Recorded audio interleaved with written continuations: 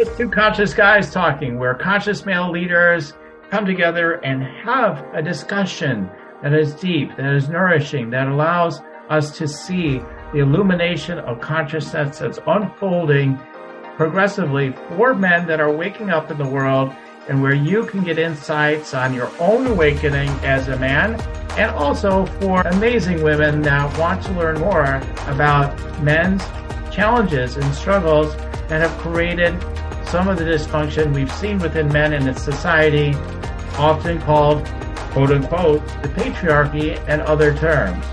What created it? What is the genesis of it all? What can we do about it today to empower men to be all that they're meant to be and to support the awakening of consciousness for men and women and all?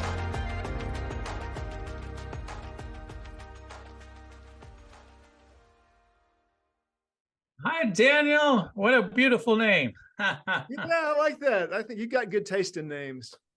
It's so funny. I actually have talked to two men this week, both with the name Daniel, although the other guy goes by Danny, Danny and Daniel, and his last name also starts with a B. So you're Daniel Barber, and he's Daniel something else. But I'm like, whoa. I'm looking at like it's been a busy week. So I look at it as a sign. It's telling me Daniel B. more being. Daniel Right now. being. More being. Even though I do my meditations and everything, still I've been extra busy. It's just like, oh no, this isn't my jam. To be like wall to wall all the time. There's something about just years ago, I came across a magnet and it said something like, and I still have it, I think it's out in our garage now on my little fridge out there, right? So it says something like to rest and then do nothing again, something like that, like something along those lines. And I'm like, this is like my favorite thing in the world, like this right here. Right. What a concept. To rest. That's what I want. I just want more of that at this moment. I'm like, and so I'm going to look to allow more of that in, even though I've got a lot going on. I'm like, okay, you got to just slow down, even though you feel like you got so much to do. Slow down, and let everything flow, and let go of your concerns and let it all flow. And let it figure itself out, right? So that's kind of where I'm at coming into this discussion with you today. Good. That sounds good. Maybe we can just allow that to happen. Yeah. That'd be nice. Yeah, that's really, it's kind of surprising how challenging that is, isn't it? To do that in this modern world. Right. Whatever the heck world it is, postmodern, postmodern, to just really allow and slow down. It's profoundly challenging, I think, for most of us. Yeah, because there's all the ideas. You're lazy, or get going, do something, make something happen. All these kind of ideas are still with us, and as a business owner type of person, all that, like, I still, I don't need to focus on those ideas, but they still come to me in different ways. Sometimes I focus on some of those videos that have those ideas.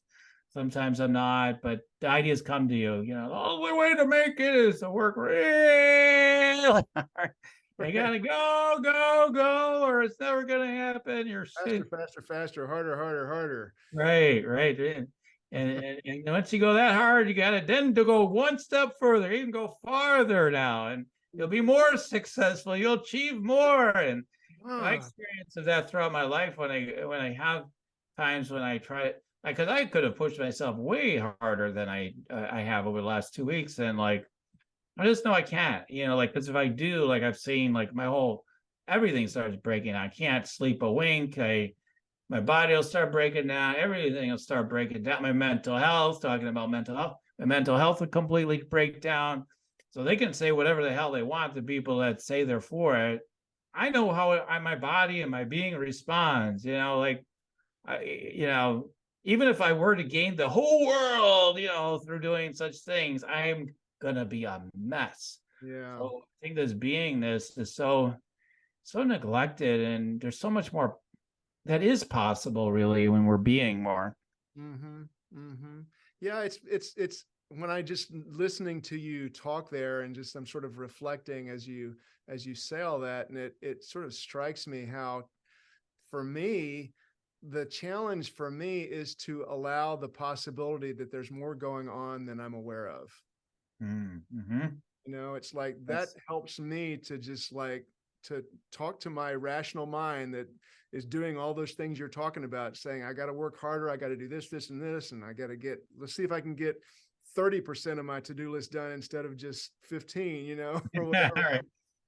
And it's like, you know, there is more going on than I think that needs to happen. You know, there's something that brought me to this place in life that's so much more than I even have a clue about. And that helps me to at least consider the possibility of relaxing and letting life do its thing a little bit more than me trying to do it all. But it's Right. still really hard to let go of that, isn't it? Because it's just so obvious that the stuff that I know is so true, and it just Right, makes right. Right. Well, yeah, I love that. There's so much more available and possible when we slow down is what how way I reinterpret what you say is like for me. And like, yeah, and I totally aware of that. And so yeah, I've had different phases in my life, like times when I try this whole like be the big guy that makes it all happen, work hard, and I find myself in those spaces at times, and then I'm in spaces where I've been, yeah, every day, most days feel completely in flow, completely spacious, everything's working well, financially or whatever metric, all the metrics and like all are pretty well taken care of, everything's good. And so we run into these different, some of us anyway, run into different cycles and seasons. I'm guessing most of the guys, a lot of them anyway, probably have experienced that. And, yeah. and it's all very interesting to see what we think we have to do versus what's really the truth and the choices and opportunities that we have. And I was just in a men's group the other night, and the discussion was all about this. So do we need one guy was like, but I like the idea of pushing myself and going harder and everything. I'm like, good, do it. If that's what you want to do, then you do that, and the other guys are saying, no, it's about surrender and you can make billions surrendering and, all this stuff. And it's like, yeah, that's true too. You want to do that? Do that. It's kind of like, what's your thing? Right. So I Yeah. know like you're a big teacher of like, well, finding the people's authenticity and stuff. Right. I mean, you got to find out what's real for you right now. Yeah, yeah, and that to me is kind of one of the great gifts of this life, is to really recognize that we do have choices about all those things. It's like, yeah, if you want to, I've certainly had all those different parts that you're talking about. The part is like, I used to think of myself as that my strength as a young athlete was being quick and smart and hustling like crazy. I could out quick you, I could outsmart you, and I could out hustle you, and that's what I thought was my strength. And so that's kind of how I lived for quite a long time, is just trying to hustle all the time. So like quick, quick, quick, go, go, go. And hustle, hustle, hustle. And along the way, and that's great fun. And it leads to all kinds of, fun experiences, and to lots of crashes and burns, but it's a way of living. And then I got to the point of thinking, well, I think I'd like to try something different, so that I'm not kind of always in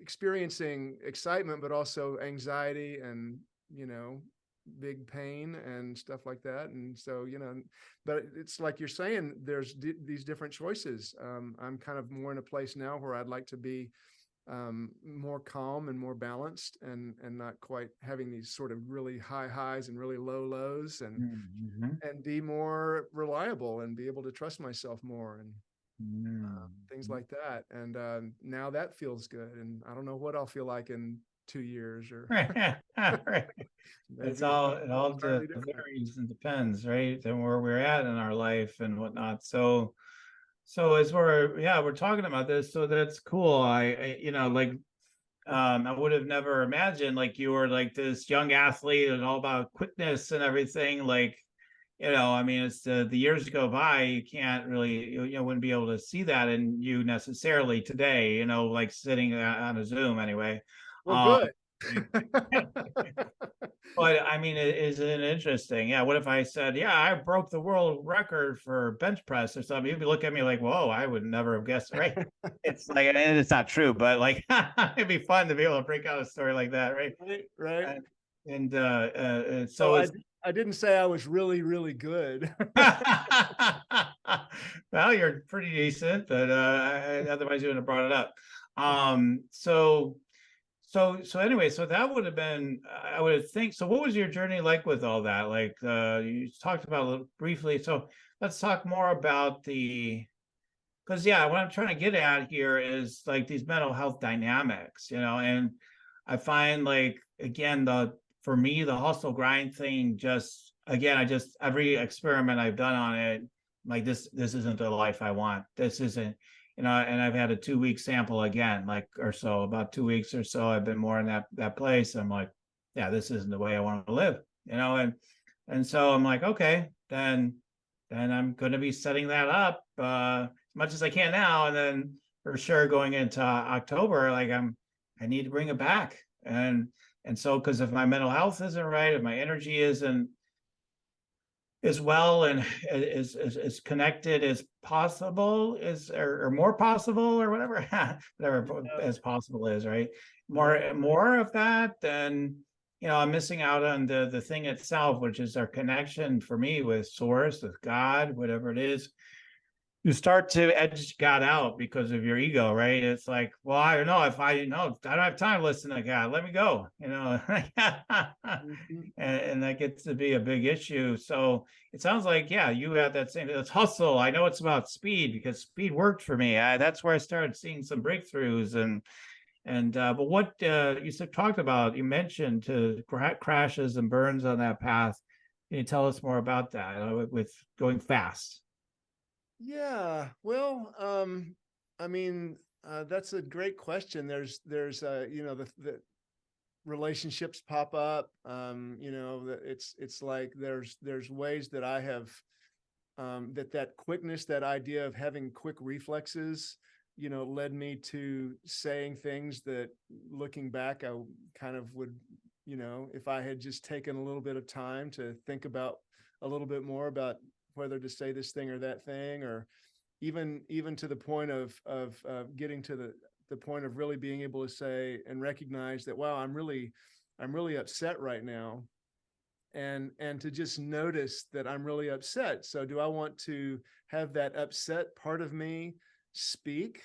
Is it okay to just recognize that I'm upset, and to know that sometimes if I say things when I'm upset, things don't come out the way that other parts of me would want to come out? Do I want to look back and having said this thing and then just sort of excuse it by saying, well, I was being honest. It's sort of this Mhm.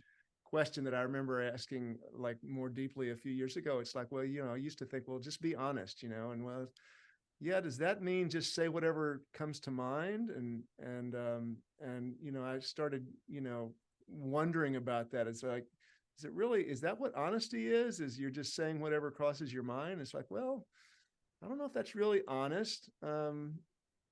Actually, that's just being without a filter. Mhm. And it may be true to some part of me, but is that really true to all of me? It's like, so I think, there's all kinds of really interesting questions in there. And when I behave and speak and communicate out of that energy of being quick, Mhm. and a desire to outquick you, you know, Mhm. I can do that and I can beat Mhm. you to something, but is that Mhm. really what I want to do? It's what I want to do Mhm. on a basketball court, maybe Mhm. against a clear opponent in a game. But is Mhm. that what I want to do with my partner and or a friend? So it starts to get more interesting in terms of like who I really want to be on the planet, and how I feel about myself. I mean, I want to feel good about myself tomorrow when I reflect back on a conversation that I had with a friend and feel like, yeah, that's I'm really glad I did that in that way, and I can look back on a lot of things that I've done and go, well, just as soon not have done something that way. Right. Absolutely. Well, we all have those for sure, eh? And Yeah. for you is this outquicking thing. And so, as a guy, I don't know, again, it could be, I don't know if gender matters on something like that or not, but like, I think maybe potentially with the masculine within or us as guys or whatever, however you want to look at it, but it's like, well, I'm not going to let you beat me, so I'm going to have to get there quicker, right? So whether it's like to be right in a conversation, okay, when you get to that point, I'll cut off all your means to suck out all the oxygen, like a big polarizing figure like Trump, and just suck out all the oxygen in a room. You got nowhere to go anymore, Yeah. or whatever. Like that whole idea, like I'm just outquicking you and destroying you so quickly. There's nothing, you can't even respond. And shock and awe campaign they talk about in the military or whatever. And like this idea, the bigger and stronger you are, and that's better, in the male psyche. And but that's what's brought us to where we are now, where we're like, oh my God, what are we going to do? The whole planet might end and we might all die. And now we're in this place. Even the big tough guys feel that energy around. Like they don't know.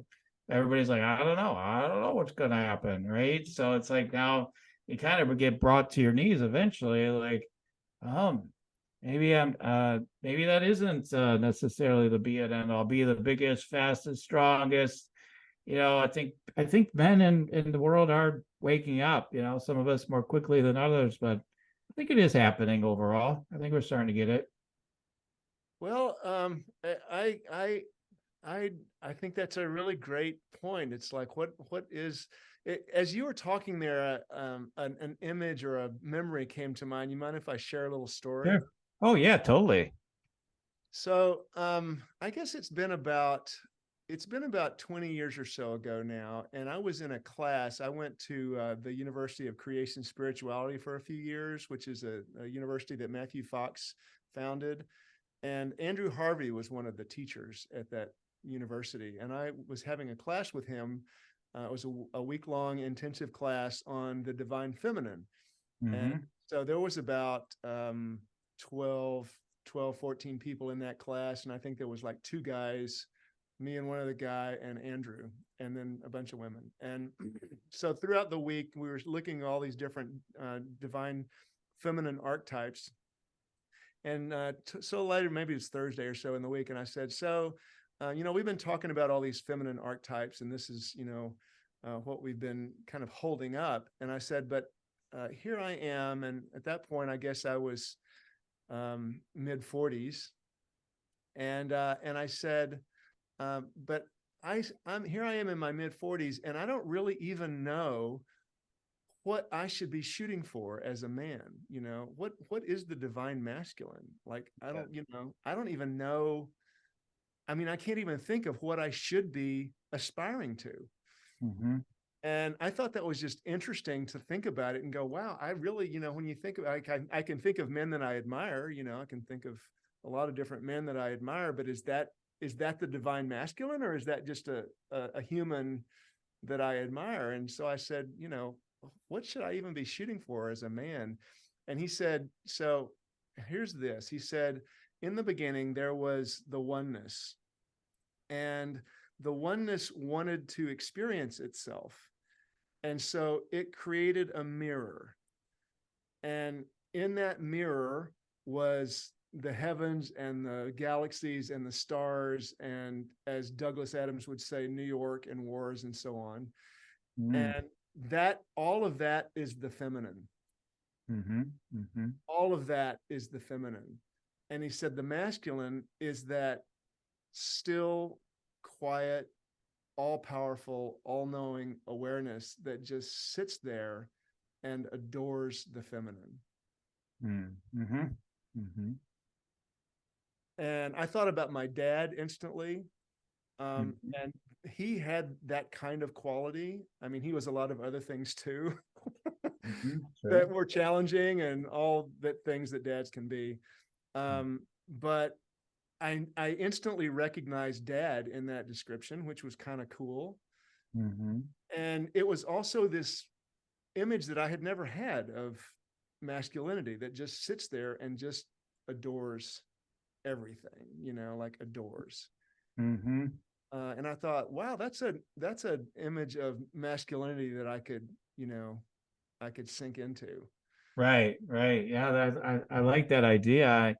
Yeah, it's hard. It's so interesting because what you just said, like somebody might say it's flip. No, it's the feminine that sits there and adores everything. And I could see that argument, right? And it's the masculine creating wars and does all the shit, and it's the man doing all the bad stuff. And of course, it's got to be the men that must be doing that. And it looks that way for sure, right? It's the guys out on the battlefields and all this stuff. And yeah, we have these inner dynamics that are, again, yeah, are beyond gender and all that. And then we try to put a label of what is this masculine thing, what is this feminine thing. And I think it's fine to come up with these concepts, right? I've tried to come up with them too and describe them. And I don't know. I mean, they're just ideas, right? Like, well, it's kind of like maybe like this, like Right. that, and right. So it's bold and it's brave to just open our mouths, say, I don't know, this is something I heard, this is what I kind of believe, or I liked, or I think that's cool that you shared that.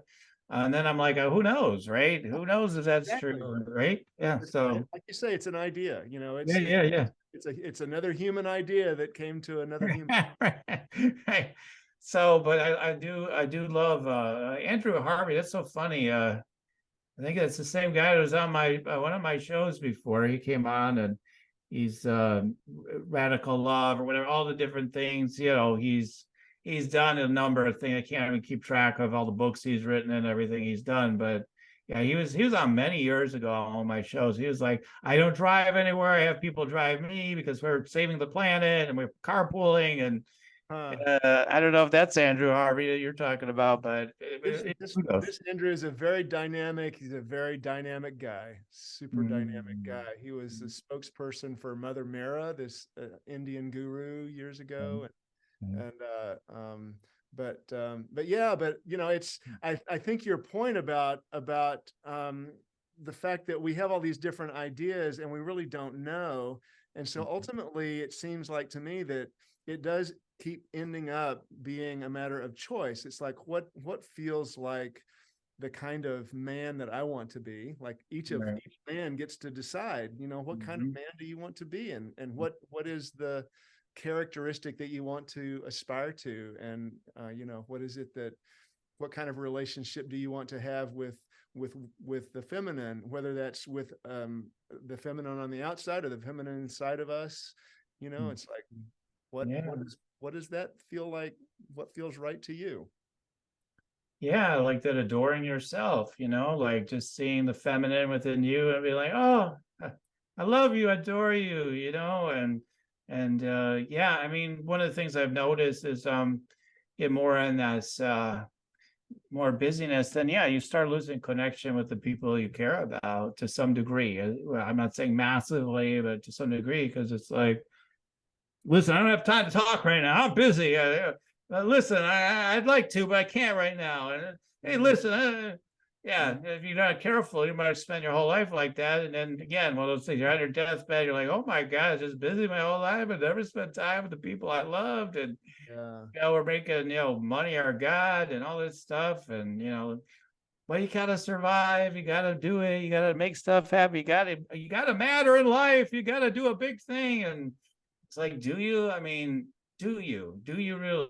To really sit deeply with that rather than just assume just because you've been conditioned to think these ideas are true. Are they really true? Because again, that's what creates all these mental health problems in part. We have more men committing suicide. We have more men dying of drug overdoses. We have more men dying in so many different ways. It is an epidemic right now. I mean, it's not, it always has been like, okay, yeah, men are more prone to certain things. but like it's gotten even worse, recently. The numbers tell us, the death rates in different ways and everything. And they say like the age that we live to is sort of decreasing a little bit in the States because of these things, drug overdoses, suicides, all on the increase. And a lot of it's women too, but it's more men, much more men than women. And what's creating it? Just all these ideas: you're a loser, you're no good, nothing's going to get better, the world's hopeless. Then it's like, let's not have any. I've thrown so many ideas out there, but let's not have any kids. After all, they're going to be born in a horrible world. We're all going to die in like 10 years anyway. The whole planet's going to fry up like a egg in a frying pan or something, or whatever. The oceans overtake us, something. Okay, well, if you want to keep thinking that way, like, but what, when we hold fast to the eternal as my knowing, is like, anything's possible. Look at all the stories in the Bible. Some of those stories are actually true. I mean, some of the stories are true, and they're true in our life. We've seen biblical type stories happen in our own life. Man, how did that happen? How did that work? It's because we got connected, because we surrendered our male ego or whatever, all our ego, and allowed something greater to unfold. And we can experience, the wonders of life by remembering this, to be connected, and to keep slowing down. I've been slowing down while I've been busy, but it's like, I just realized, okay, you put on the gas more.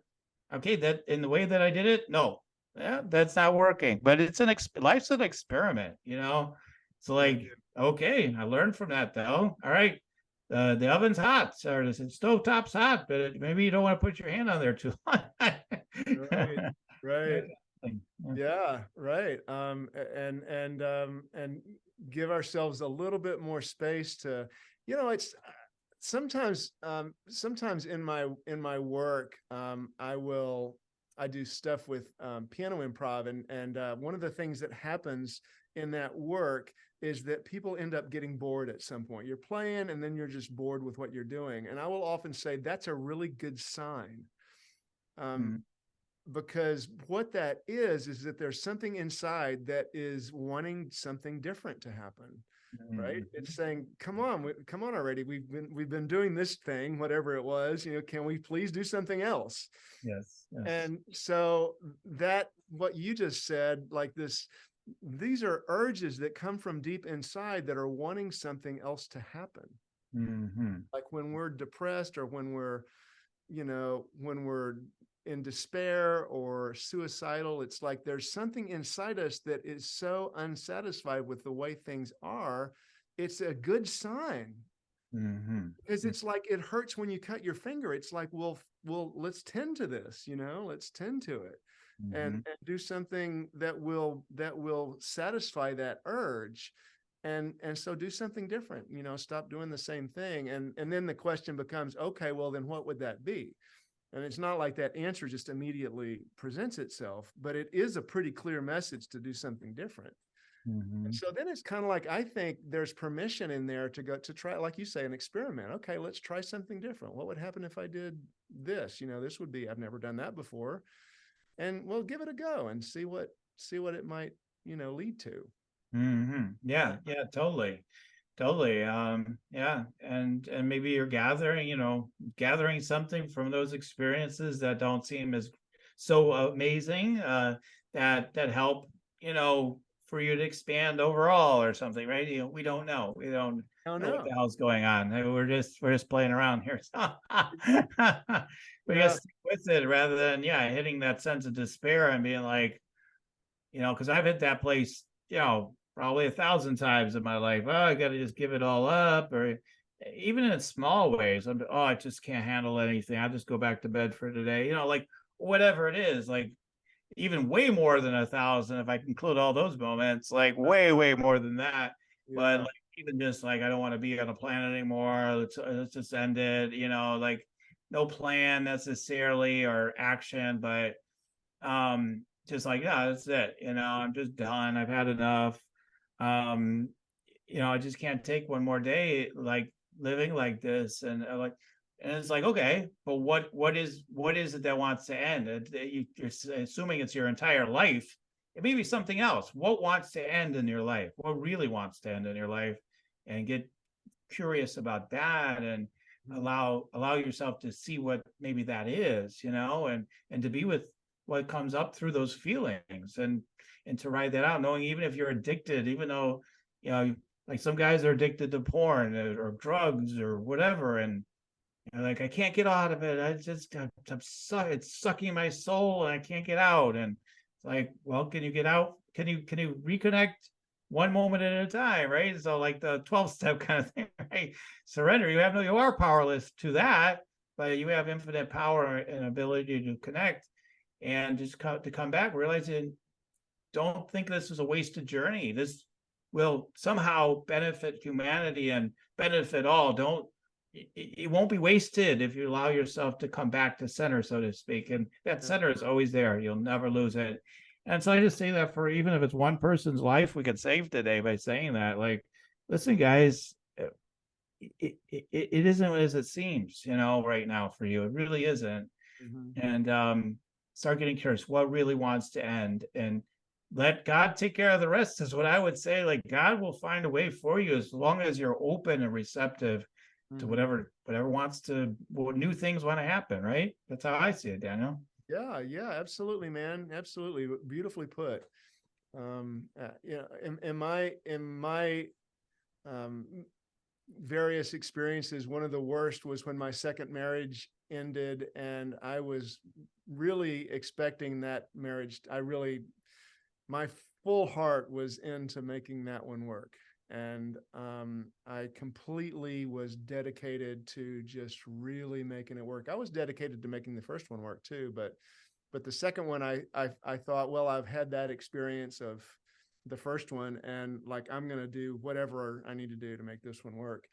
And when that dissolved, I remember being in bed one time, I was completely devastated and lost and just terrified, and having this question is like, is it really okay for me to be in the universe? Like, I felt completely cast out into a universe that with nothing to hold on to at all, and nothing that I had ever depended on had come through for me, and it was like I was completely alone. And I remember thinking that question that Einstein asked, is the universe a friendly place? Like, is it okay to be in this universe, really? Or am I just, alone? And I really felt that not knowing. And even in the midst of that not knowing, I guess just because of my own sort of deep faith and trust that God is a loving God, I even knew in the midst of that, well, probably the universe is friendly. It just really didn't feel it at the time. But that it comes down to that, I think, is like, is it okay for me to be here? Can I pull off life? And when we're thinking about it, when I'm thinking about that in a universal context, like I'm an ant in a very large world, and then the Earth is a very tiny planet in the very large, larger context. It helps me to realize that I don't really have the control over my life that I think I do. Right. I agree. I agree. None of us do. We think we have all this control over everything, and some of it really is. I mean, I used to make fun when I first got into metaphysics, like the idea of like, oh, well, look at your astrological chart, look at this, look at that. That's telling you, what's going on and what's happening and what's going to, they'll tell you your fortune and what your destiny is today or whatever. And I'm like, give me a break. Like, we're infinite beings. We ought to act like it. Let's manifest whatever the hell we want. It doesn't matter what the so-called, readings say and everything. And there's truth to that. And there is truth to that. There is transcendence. There is the opportunity to transcend all of those things. Yet there are patterns that are happening in collective energy that, if you pay attention to, can be very helpful. I love, like, I forget the guy's name, but like somebody who does astrological work for people that are really wealthy and whatnot. And he says, astrology isn't for millionaires. astrology is for billionaires. And I gave examples of different people. I mean, often people talk about Ronald Reagan and all that. And as far as like someone that's really well known that used astrology, but yeah, a lot of like really wealthy people won't tell you, but they're paying attention to that stuff. They really are. And does that mean it's a deep reality and it's totally true? I don't know. I know there's patterns to life. There's things that are just happening. Literally, like a lot of the things you're doing is just happening, like your breath. Like so many things you do throughout the day are just happening. Your ego says, I did that, right? And it thinks it's doing it, but it's just happening. Life is just spontaneously happening, yet there's a sense of choice. There's just a sense of I could choose to go in this direction or that direction. And there's likely a reality to that as well. I firmly believe that as well. But there is so much that we don't have control over. And often we are just waiting for something to show up for us to respond to that could make all the difference in our lives. And I think that's what a lot of us just have not been taught and have not come to understand. And hopefully people like us can help spread the word. Yeah, well, it was really well put. And that sense of choice and this challenge of, are we kind of being led along through these patterns, or do we have choice? And I think those are really interesting questions. And I think one of the things that when I reflect on what you're saying there, there's a sense in me that I think it's legit. I think it's okay to accept that the experience that we're having is of limitation. Like I'm sitting here and I'm talking to you, but I'm talking to you through this microphone, and I'm seeing your screen over there, and it's like, and this feels real, and I'm making decisions about whether to hit my right hand or my left hand. And, it's like, I'm having what feels like a very real experience. Mm-hmm. And it seems to me that is okay. Like, it's okay to accept that as part of the gift that we've been given by being born into this physical reality. It's like, I don't have to, I can know that this is some sort of an illusion, and that it's something that's happening in my brain, and I can sort of know this about pattern recognition and blah, blah, blah. Mm-hmm. And that space is mostly space, and that matter is mostly space, and all that stuff from what we know about quantum mechanics. And the experience that's happening through my eyes and ears and my sensations and all that is a real thing. It's an experience but it seems like that the thing that's possible is to accept that it's not the whole story. Right. Like, what's going on in my experience is just my experience, but it's not truth. It's just my truth. And, you can start getting into relativity and everybody has their own truth. And it's like, well, actually, yeah, we all have our own perspective. We all have our own experience and things that we've learned. And that's what we think is true. And I do think it can be kind of transcendent to at least acknowledge that it's not the big truth. Like, my truth is not the big truth. I don't know the whole story. I may feel like I want to end it all. And that feeling of wanting to end it all is a limited perspective. And to just recognize that is one idea. It feels real, it feels true, but it's not the whole story. I don't know what could happen tomorrow. I don't know what could happen next Tuesday if I keep giving life a little bit more chance to work its way through me. I have no idea. How could I possibly know? And then by opening up to that, then it's like, okay, well, something got me to this point. It hasn't been real great so far, but something good could happen. And maybe I could be one of these stories that, looks back in 2 years and says, yeah, I was really on the bottom, and then this amazing thing happened. And now I'm so grateful that I didn't end it. Right. Exactly. Oh, exactly. I mean, when I think about, where I've been before, I mean, again, I've never made an attempt on my life. I've had, I guess, like most people have suicidal ideas. You might have a thought in your head, oh, I could do this, I could do that. was no seriousness, like I'm going to actually do it, right? Like, yeah, I don't know, I'd love to do that. That'd be feel so good right now. Like, and then I just ended up, is the idea, and the pain, and you just don't want to feel what you're feeling. And it's like, no, we need to embrace what we're feeling, as hard as it may seem at the time. But the more you resist it, the worse it gets. It's like, I want to get away from this feeling. Well, yeah, no, that's not the way of liberation. That's, another kind of joke.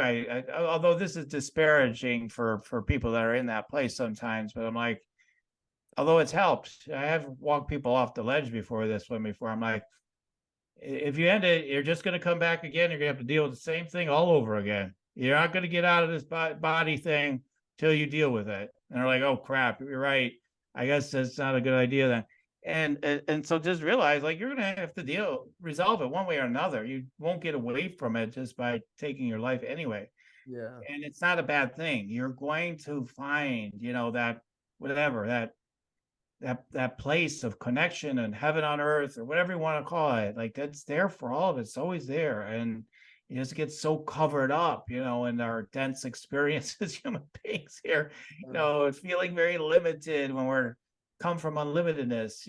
It's like, I'm unlimited. Why is this hard life so hard? And realizing as you can come back into the unlimited space of love or connection or whatever, however it comes to you, you realize, oh wow, there's so much to appreciate. Everything, there's so much to appreciate in my life. And just give appreciation for your breath, give appreciation for anything, and you start to break that cycle, because that can't stand in the midst of constant gratitude, no matter how big or small, it supposedly is.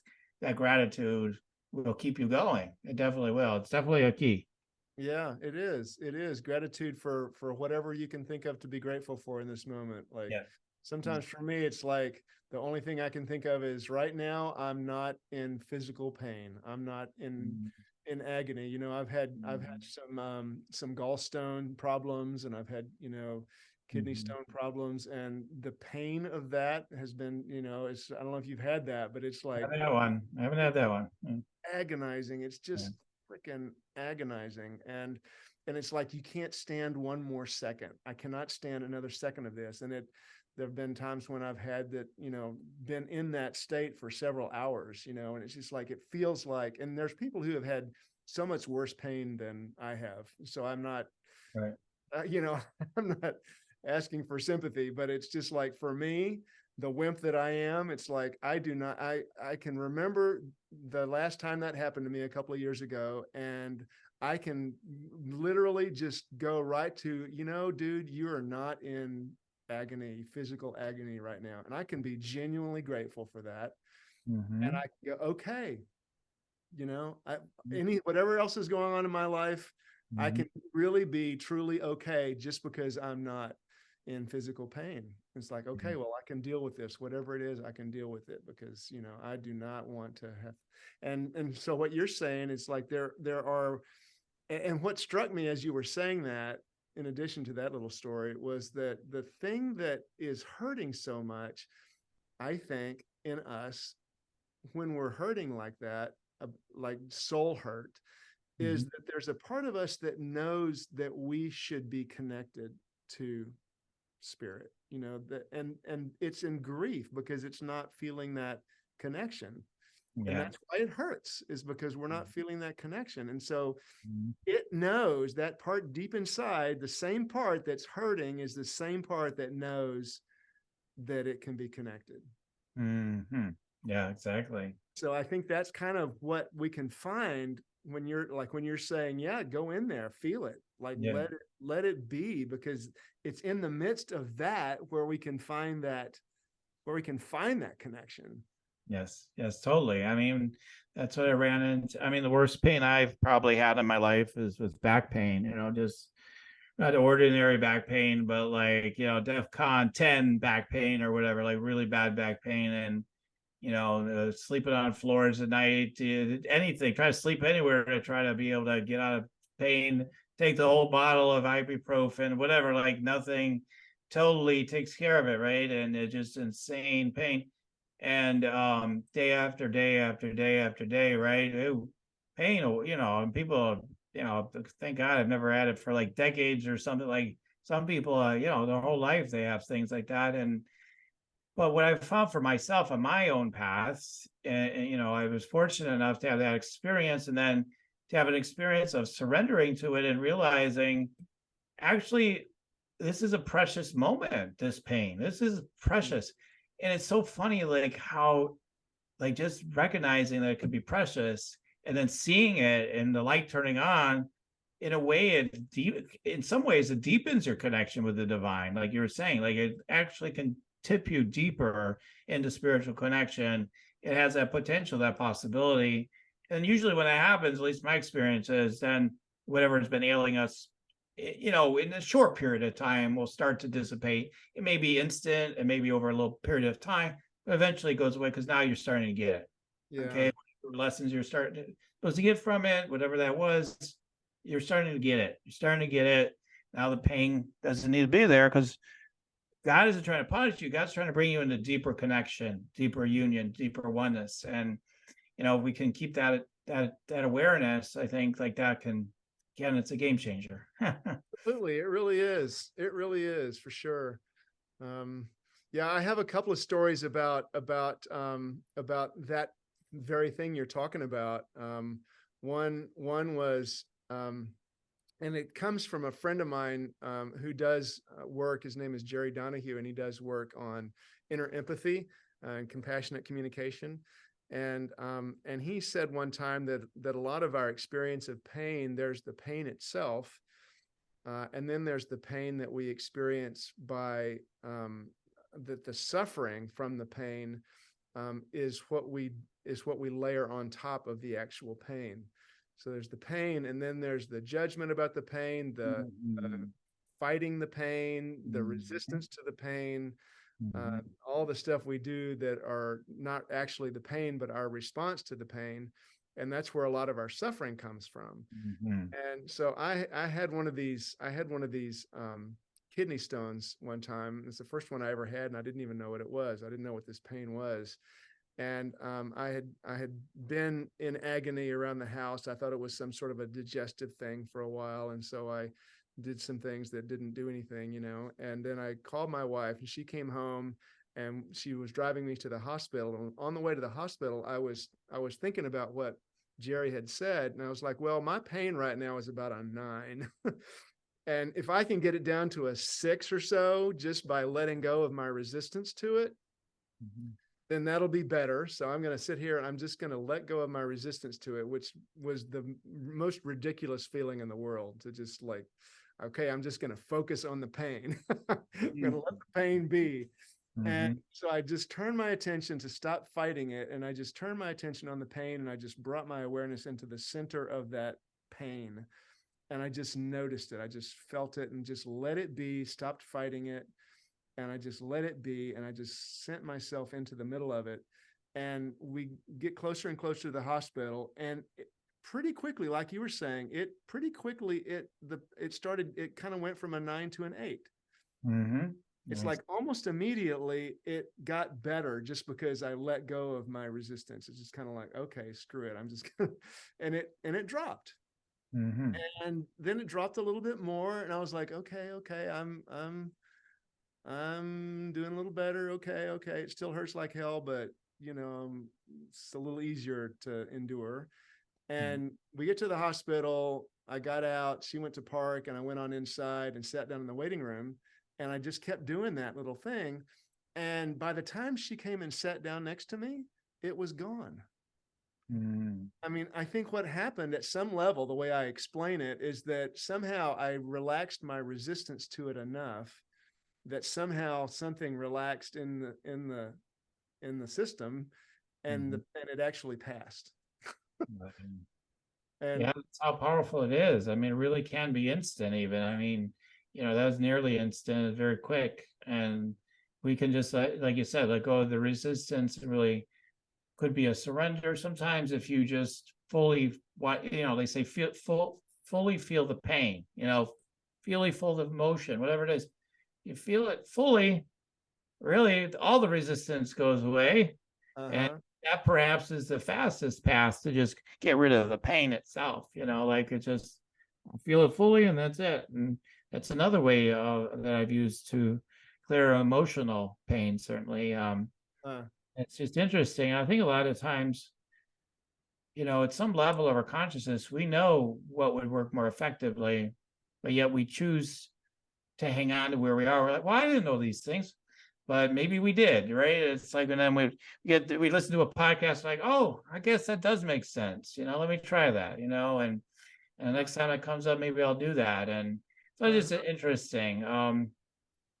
So anyway, we could go on and on with this topic, but I know you have a big mental health story of what you've overcome in your life, like a big, big mental health story, challenge you had in your life. Can you tell us about that?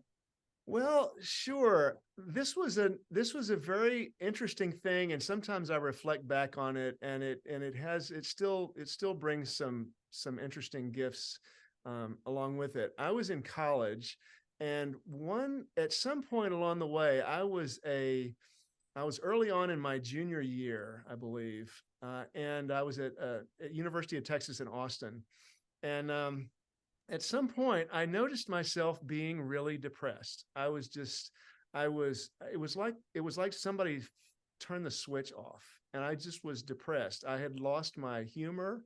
I had lost my sort of sense of aliveness and joy. It was just gone. I just felt like somebody threw a blanket over me. Mm-hmm. And I wasn't worried about it when it first happened, because it's like that kind of stuff happens, right? And so I just kind of like, okay. And then the next day happened, and then the next day happened, and then the next week happened, and the next week happened, and the next month happened. It's like, fuck, what's going on here?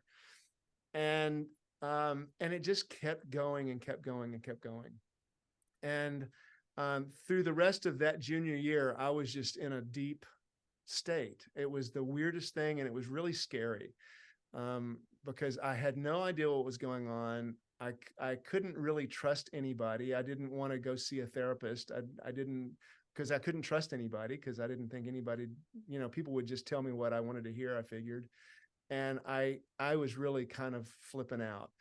And that summer, I go back home. I lived in Fort Worth, and my parents, my dad actually had, I won't go too far into this part of the story, but he knew someone who had a poltergeist in their house. And so my dad was a dentist, and this person would come into Dad's office sometime and tell stories about Tommy, who they kind of came to believe was the spirit of a young boy who had died in a fire in that house where that house had been. So kind of a long story about all that, but long story shorter, they brought someone, because through that connection, they had people who were sort of mediums who sort of communicated with spirits on the other side and all this, which I just thought was fascinating as a 20-year-old kid, wow, how cool is that? And but they brought a person over, and we had like 10 people in a room, and they had us bring some item, and they put it on a tray, on a towel. And this person, a psychometrist, she would just take one of these items and then just do a reading, and say, okay, well, and she wouldn't know who she was talking about. She was just, taking whatever came to her through that item. Well, I brought I don't know what I brought, a watch or something. And Dad brought a money clip and so on. And the person picked up my dad's money clip and started talking about him. And she gave the best description of my dad that I had ever heard in my life. I had never heard anybody describe my dad like she did in that moment. And she didn't even know who she was talking about. Mm-hmm. And she did kind of the same thing with Mom. And then she came to me, and I'm still in that state, right? I'm still in this, what the hell state. And she started talking, and she said, it's like you are at the corner of a building and you're going up, but you want to go out. And she said, they tell me to tell you that up is good, and that one day you will just look out and you'll just walk out. And it was like, I'm getting chills just thinking about it, because like, what the hell is she talking about? And why would she be? And like, that's the perfect thing I need to hear. Right. Right. Yeah. And then she said, and it's like you're a horse in the starting gate of a horse race. And she said, you can't wait to get out of the gate. And then again, she said, they tell me to tell you that if you break the gate too soon, you'll lose the race before you begin. And again, it was like, where the hell did that come from? Right. And it was the perfect thing to say. It was like the perfect thing that I needed to hear. And so it really felt like God was talking directly to me. Right. And so it was profoundly reassuring that the thing that I was experiencing was not the whole story, that I wasn't going to be stuck there forever. And it really did feel like God just spoke directly to me through that woman. And I thought I was healed, it's like, oh, I've been touched by God, and I thought I was healed, and I was better. It was like before when I went from a 9 to an 8 or a 9 to a 7. But then I noticed the next few days, no, I'm still in this state, really. But it was so helpful to realize that I wasn't going to be there for the rest of my life. And that was sometime in the summertime. And the day that I got in my car and drove back down to Austin, it was like somebody flipped the switch and I was back. And it was just, it wasn't like this therapeutic process I went through or anything. It was just what I was experiencing. And then it was gone. And, that still mystifies me, like what all that was, but it was an opportunity to know for sure, beyond a shadow of a doubt, that whatever it is that I'm experiencing right now is not the whole story. Yeah, that totally fits in with what we were talking about before. And there's a more there than we can see. And she brought that. She gave you a perspective that helped liberate you. That was a truth. And you were able to, you really believed in that truth, and that's what set you free. And how beautiful is that? So, oh, that's great. Yeah, we definitely hit some really cool things today to help out with men and mental health and so much more. So I'm grateful, Daniel. Now, I know you, I'd like for people to be able to reach out to you and be able to connect with you if they want to connect with you after listening to you talk today. So where can they do that? What would you recommend they connect with as far as your work too, if you have something there you want to share today? Well, thanks. So I help people to do a lot of the things that we were talking about today through a modality that I created that involves piano improvisation to practice navigating the unknown with skill and mastery. And so it's like going beyond the things that we think are true, and going out into that unknown space and being able to navigate it with some level of confidence and ease and being okay with things that are unknown. And so I teach piano improvisation in that way, with that goal in mind, so that people can, improvise their lives more harmoniously and joyfully.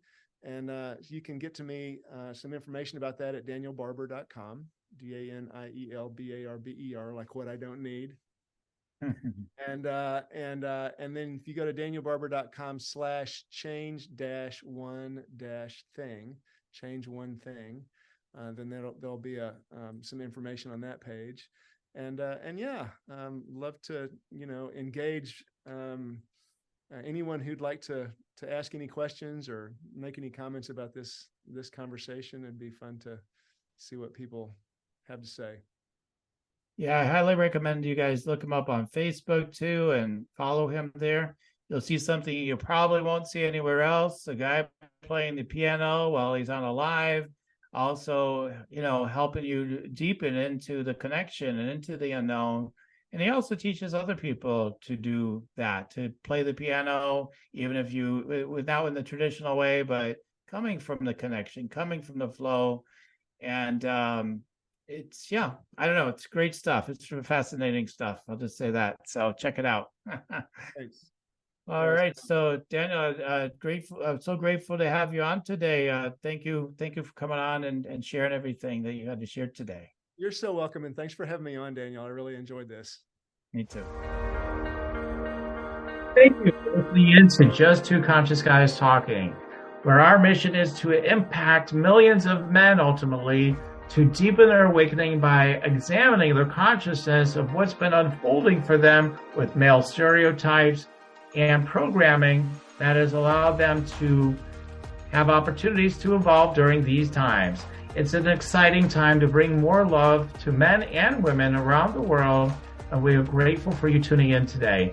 Feel free to share this episode and keep tuning in, and also look in the show notes for a link to get notifications of future episodes. Until the next time, everyone, goodbye for now.